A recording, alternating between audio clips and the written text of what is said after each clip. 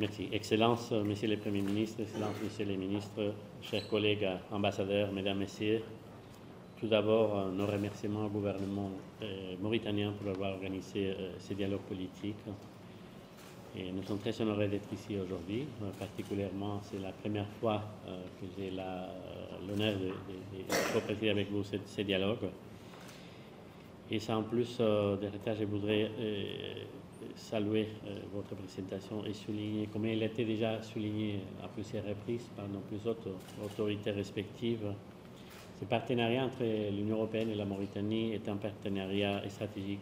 Il s'agit d'un véritable partenariat d'égal à égal, respectueux et articulé autour des intérêts communs, afin de s'appuyer mutuellement dans une approche gagnant-gagnant.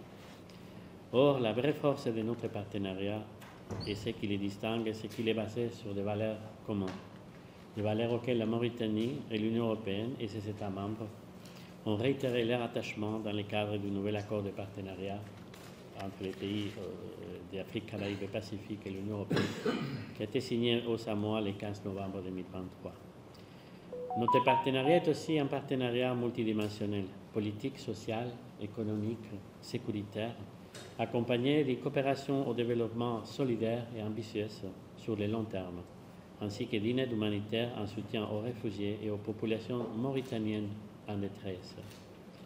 Une autre particularité qui les rend encore plus forts, c'est que notre partenariat repose sur un dialogue régulier de haut niveau, sur l'écoute de l'autre, un dialogue franc et loyal où, s'il y a des divergences, rarement, elles peuvent être discutées ouvertement en cherchant bien sûr la convergence, un chemin d'entente et des engagements mutuels.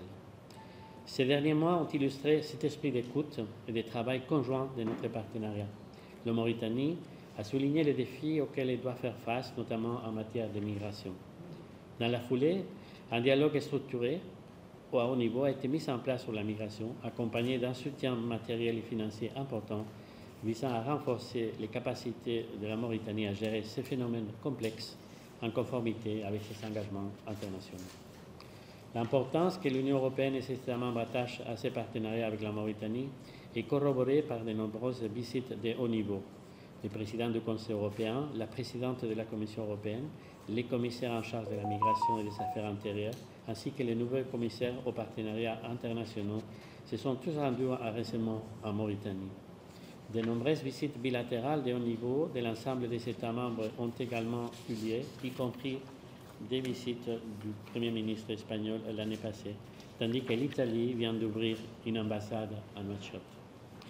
L'Union européenne, donc, c'est aussi ses États membres, non seulement ceux qui sont présents ici en Mauritanie et dont les ambassadeurs respectifs sont assis aujourd'hui autour de cette table, mais aussi ceux qui suivent et s'intéressent pour la Mauritanie depuis Rabat, depuis Dakar ou de leurs capitales respectives. C'est donc l'ensemble de l'équipe Europe qui est engagée dans ces partenariats privilégiés avec la Mauritanie. Excellences, Mesdames, Messieurs, nous allons échanger ce soir sur plusieurs dimensions clés de notre partenariat, politique, économique, sécuritaire. Un échange spécifique portera sur l'initiative Global Gateway et sur les investissements en infrastructures et en capital humain. Je voudrais souligner néanmoins que cette initiative clé de l'Union européenne n'est pas la seule en Mauritanie. Elle est accompagnée d'une allocation financière exceptionnelle de 210 millions d'euros, dont 5 millions d'euros en appui budgétaire, ce qui démontre la confiance mutuelle et la maturité de notre partenariat.